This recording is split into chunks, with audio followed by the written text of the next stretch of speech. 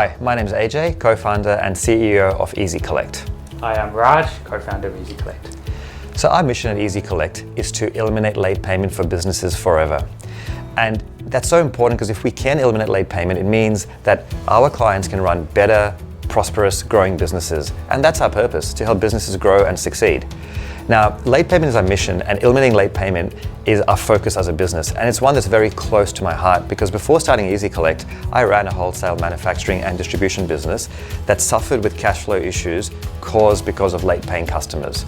Now, that was a fast growing business. We grew from 2 to 10 million in about 3 years. But every day of that growth was actually behind the scenes a lot of pain due to late paying customers. I was importing goods from overseas, I was manufacturing, and in some cases I would pay suppliers 60 days before the goods actually arrived. And clients, I would be selling on credit. Typically in our industry, it was 30 days end of month.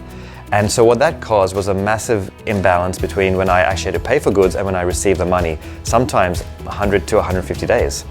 And that in my business, I wasn't ready to manage that. And it caused me a lot of stress as a business owner. And as a result, I stopped enjoying business. My typical day became coming into work, printing out 5 pages off our debtors ledger, sitting with my accounts team and going through one by one saying, I think this person will pay on time. No, I think this person's good. Don't chase them today. Because I was also scared. I was scared of chasing too hard because I wanted to maintain the relationship of my customers. But at the same time, I needed the cash. So I would tell my staff, don't chase this guy, he's a big company, don't chase him. But I needed that money more than ever, but I was too scared to chase. And it was this constant battle of, do I hire more people? Do I spend more money? It was costing me $50,000, $60,000 to hire people to chase the money that was actually owed to me. And on top of that, I felt I was in this hole and I didn't know how to get out of it. So I was a chartered accountant at the time, and he invited me to have a look and see what's going on, and I was an advisor. And when we looked at these massive terms, these cash flows that had to be financed, where we went from paying up front, like you said, to collecting 60 days later, it was 150, sometimes it went up to 200 days. And when you're growing fast, that problem multiplies. And we tried throwing solutions at it. What do? You hire someone firstly. Easy, you think that's an easy win, but that's expensive, timely, and they hardly get through the first of the 5 pages of debtors in a week or in a month. And then you keep going and again, and at the end of the year, we still have all these bad debts that need to be written off. Factoring was big. That was a way of cycling the cash flow, but it's expensive. A few $100,000 a year was burnt just on that. Debt collection helped, but it doesn't encourage repeat customers, because every customer, and what AJ understood more than anyone else, was every customer is important. We can grow those customer relationships, and that's what makes a business, those relationships. So you have to manage it in a really personalized, polite, persistent way. Yeah, and as Raj mentioned, we had a lot of band-aid solutions, hiring more people, using debtor finance, invoice finance, and those were band-aids because they didn't solve the root problem. We didn't give our staff, our people, the systems and the processes to actually manage that process more effectively because we didn't know what to do. And we lived with that problem for 3-4 years, and luckily after some hard work and some good luck, we were able to sell the business to a publicly listed company. And Raj and I were one day having a beer at a pub celebrating that. And I was saying, Raj, this problem has to be more than just at my business. Was it with some of your other clients? Absolutely, and I saw it specifically of wholesale distribution, but across the whole Australian business scene, globally, there's just a culture which is broken, a payment culture where everybody's waiting for reminders, everyone's waiting to be prompted. And we felt that we could change this.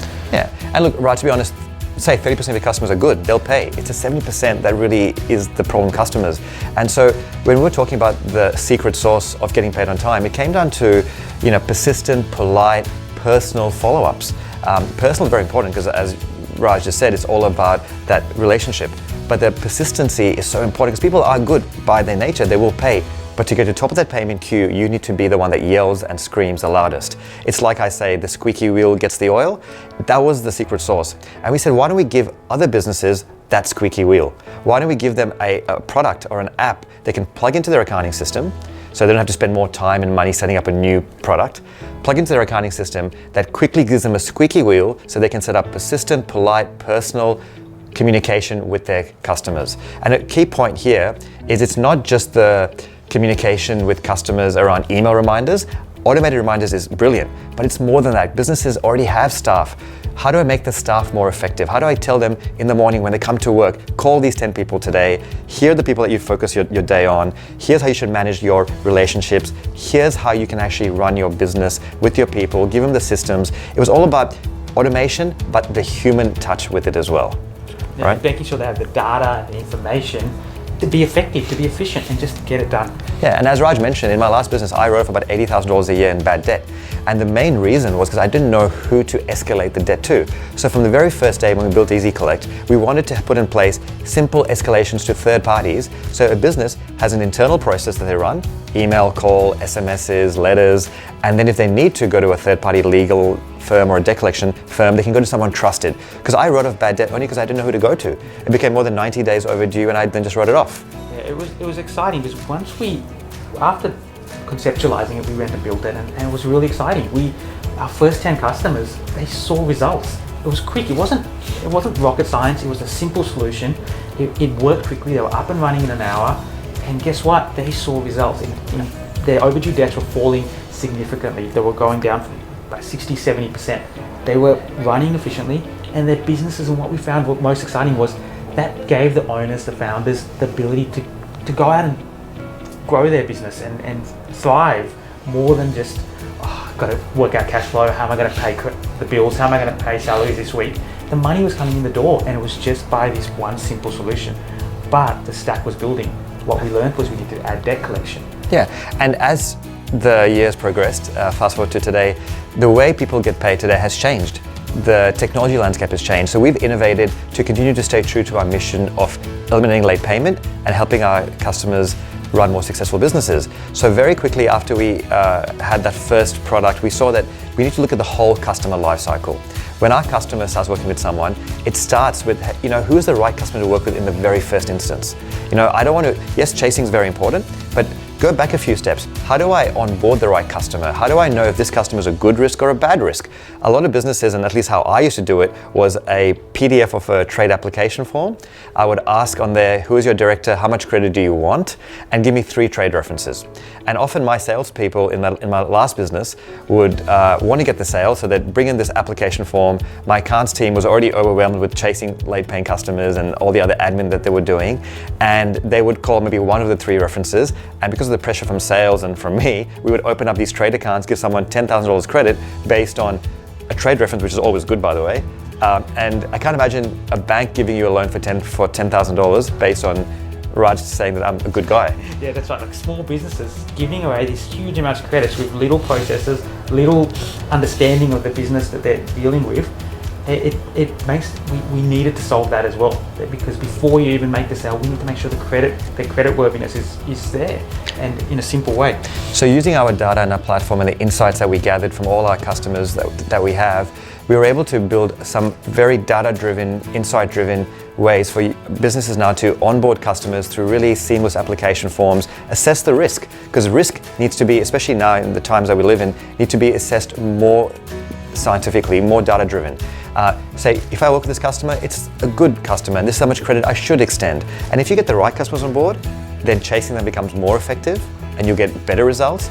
And then from there, we built our own payments platform. We said that there needs to be a way to reduce the friction and innovate the way that your customers can pay you.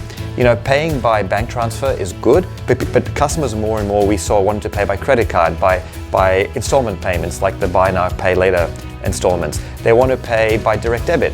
How do we innovate that space to give our customers better ways to pay our clients? And so as the vision kept growing, we looked at solving the problem by not just saying, let's have a collection system, let's have a credit onboarding system, a collection system, a payment system. It became a platform. All the disparate solutions that businesses used to solve these cash flow problems, we were bringing it together. And it was a stack that was building, and it was easy to use. It was easy to start, easy to implement. And we started with that workflows of just reminding people and scheduling things, and it just kept building from payments to credit insights to debt collection. And it was really exciting, and customers loved it, and they felt the difference. Yeah, and our aim is to have no business have to worry about having to be chasing late paying customers. We want that to be, use this Ezy Collect app, plug it into your accounting system, and off you go. And remove the excuses that customers give. You know what? I don't have a copy of the invoice. Hey, guess what? We've got a platform. They can go and download the invoice anytime they want. Every reminder has the invoice attached. all the excuses, and we were tracking this, we were learning what customers were replying, and those excuses, we were then building our platform around that to make sure that people got paid faster. And even during the COVID, one of the big things we saw is, as we heard more and more anecdotally that customers were paying later and later and payment terms were flowing out, we didn't see that on our platform, and we were thinking, why not? It's because it works. We were getting to the top of the queue each time. Yeah. Fast forward to where we are today, we have 1,200 customers in 18 countries. We're helping small and medium businesses to manage their cash flow, to get paid on time, and we're just at the start of the journey. The journey is exciting. The stack, the integrations we're building, the data, it's starting to learn, the software is learning upon itself. When is this person paying? How are they paying? Are they paying later than normal? Do they like being reminded at 5 o'clock on Friday because they're in front of their computer? We're going to build that insight, and the future is really bright as to where we can see ourselves going. As Raj says, people pay on rainy days, and our system will notice and remind us on rainy days.